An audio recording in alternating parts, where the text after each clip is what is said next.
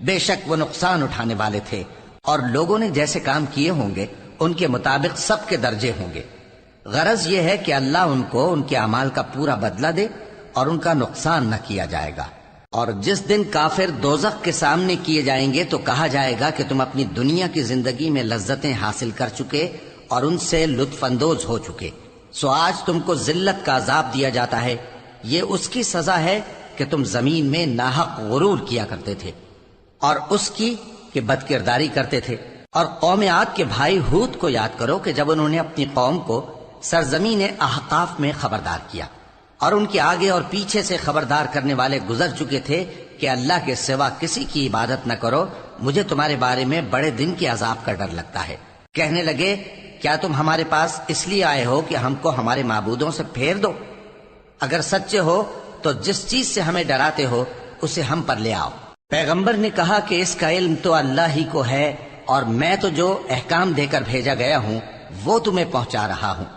لیکن میں دیکھتا ہوں کہ تم لوگ نادانی میں پھنس رہے ہو۔ پھر جب انہوں نے اس عذاب کو دیکھا کہ بادل کی صورت میں ان کے میدانوں کی طرف آ رہا ہے تو کہنے لگے یہ تو بادل ہے جو ہم پر برس کر رہے گا، نہیں بلکہ یہ وہ چیز ہے جس کے لیے تم جلدی کرتے تھے، یعنی آندھی، جس میں درد دینے والا عذاب بھرا ہوا ہے، جو ہر چیز کو اپنے پروردگار کے حکم سے تباہ کیے دیتی تھی۔ آخر وہ ایسے ہو گئے کہ ان کے گھروں کے سوا وہاں کچھ نظر نہیں آتا تھا۔ گناہگار لوگوں کو ہم اسی طرح سزا دیا کرتے ہیں، اور ہم نے ان کو ایسا اقتدار دیا تھا جو تم لوگوں کو نہیں دیا، اور انہیں کان اور آنکھیں اور دل دیے تھے، تو چونکہ وہ اللہ کی آیتوں سے انکار کرتے تھے اس لیے نہ تو ان کے کان ہی ان کے کچھ کام آ سکے اور نہ آنکھیں اور نہ دل، اور جس چیز کا وہ مذاق اڑایا کرتے تھے اسی نے ان کو آ گھیرا۔ اور اے مکے والو، تمہارے ارد گرد کی بستیوں کو ہم نے ہلاک کر دیا، اور بار بار ہم نے اپنی نشانیاں ظاہر کر دیں تاکہ وہ رجوع کریں، تو جن کو ان لوگوں نے اللہ کا قرب حاصل کرنے کے لیے معبود بنایا تھا انہوں نے ان کی کیوں مدد نہ کی، بلکہ وہ ان سے گم ہو گئے، اور یہ ان کا جھوٹ تھا اور یہی وہ افترا کیا کرتے تھے۔ اور وہ وقت قابل ذکر ہے جب ہم نے جنوں میں سے کئی شخص تمہاری طرف متوجہ کیے کہ قرآن سنیں، تو جب وہ اس کو سننے حاضر ہوئے تو آپس میں کہنے لگے کہ خاموش رہو۔ جب پڑھنا ختم ہوا تو وہ اپنی برادری کے لوگوں میں واپس گئے کہ ان کو خبردار کریں۔ کہنے لگے کہ اے قوم، ہم نے ایک کتاب سنی ہے جو موسیٰ کے بعد نازل ہوئی ہے، جو کتابیں اس سے پہلے نازل ہوئی ہیں ان کی تصدیق کرتی ہے اور سچا دین اور سیدھا رستہ بتاتی ہے۔ اے قوم، اللہ کی طرف بلانے والے کی بات کو قبول کرو اور اس پر ایمان لاؤ، اللہ تمہارے گناہ بخش دے گا اور تمہیں دکھ دینے والے عذاب سے پناہ میں رکھے گا۔ اور جو شخص اللہ کی طرف بلانے والے کی بات قبول نہ کرے گا تو وہ زمین میں اللہ کو عاجز نہیں کر سکے گا، اور نہ اس کے سوا اس کے حمایتی ہوں گے۔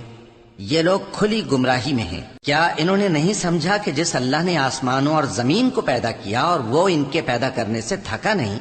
وہ اس بات پر بھی قادر ہے کہ مردوں کو زندہ کر دے؟ ہاں، کیوں نہیں،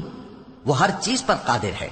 اور جس روز انکار کرنے والے آگ کے سامنے کیے جائیں گے تو ان سے پوچھا جائے گا کیا یہ حق نہیں ہے؟ تو کہیں گے کیوں نہیں، ہمارے پروردگار کی قسم یہ حق ہے۔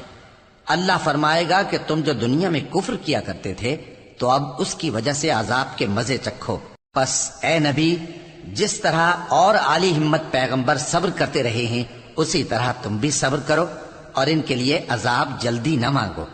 جس دن یہ اس چیز کو دیکھیں گے جس کا ان سے وعدہ کیا جاتا ہے تو یہ خیال کریں گے کہ گویا دنیا میں رہے ہی نہ تھے مگر گھڑی بھر دن۔ یہ قرآن پیغام ہے جو پہنچایا جا چکا، سو اب وہی ہلاک ہوں گے جو نافرمان